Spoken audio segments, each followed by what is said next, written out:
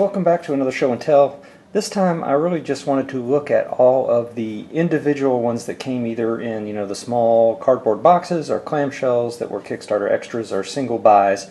And because they didn't have their own tray, I went ahead and just made a foam tray for them. But just before I start showing all the monsters, each one of these comes with a group of cards in multiple languages. So of course I'm going to keep the English version, but it also comes with French, German, Spanish, etc. And then of course each comes with its all their appropriate cards. And then the character cards are the same way. They come with their character cards in its multiple languages as well in the pack. So let me go ahead and pull these out of this foam and we'll take a look at them one at a time. Okay, so first is the Insidious.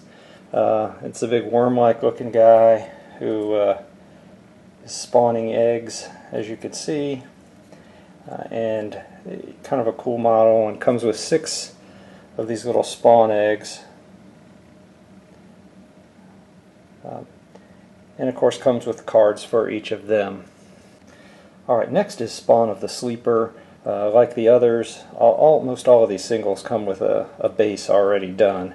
So this one has kind of a slimy, ripply, watery looking base.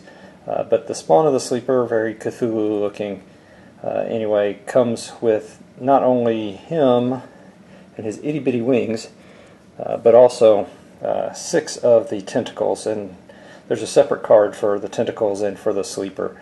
Haven't used it in a game yet, of course, but kind of a cool model. I like that one.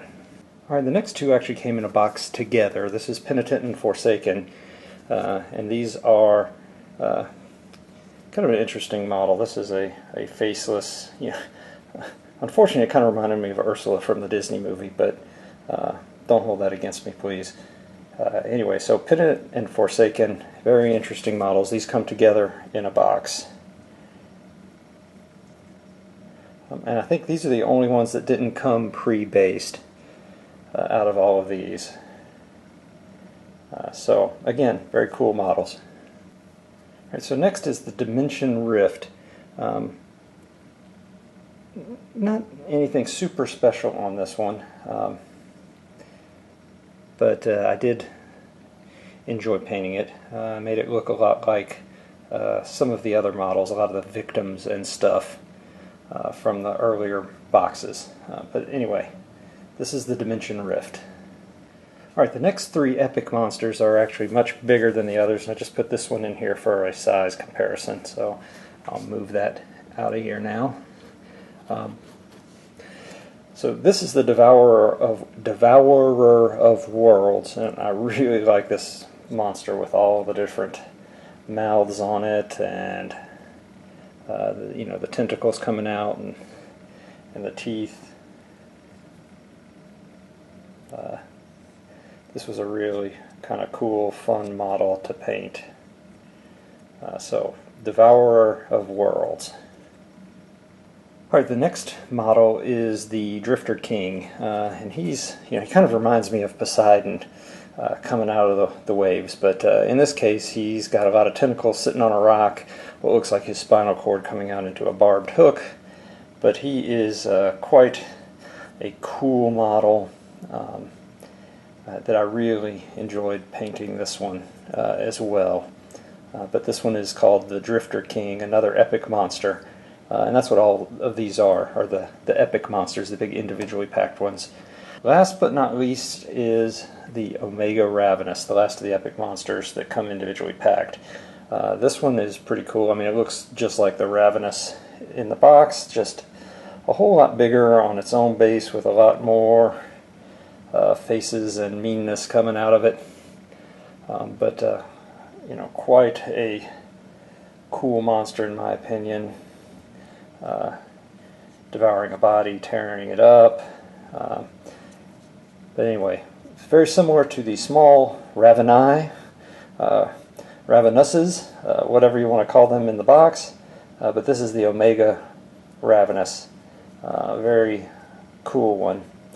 And then there were 3 Kickstarter extra heroes. Let me get to them real quick. Alright, so there were 3 Kickstarter exclusive extra heroes. The first one is John Murdock, and he's carrying a gun.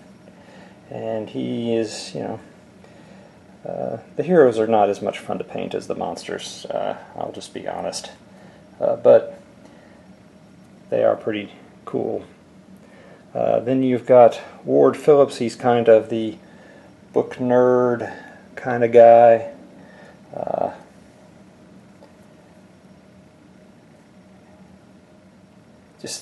He seems so out of place just sitting around with a book for this game. But then you have Lucas Kane. I'm sure no resemblance to the Puritan Kane or anything like that from the old stories, but he's actually a pretty neat model. I'm trying to get him in focus a little better.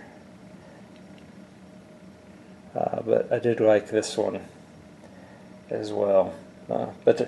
Alright, so that is everything that I have painted so far. All I have left is the faces of the sphere box, and then that will be all of Deep Madness from the first 2 Kickstarters. Alright, until next time, happy gaming.